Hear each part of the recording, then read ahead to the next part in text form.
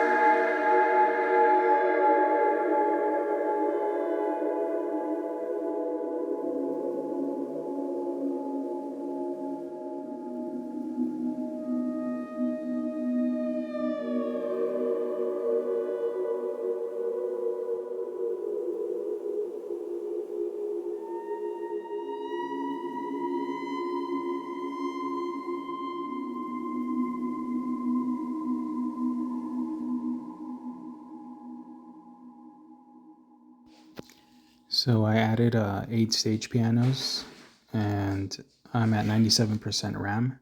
Before, the 2 GB RAM would only let me add 4. Also, it's on MPC 3 beta, so 4 gigs works on the beta as well.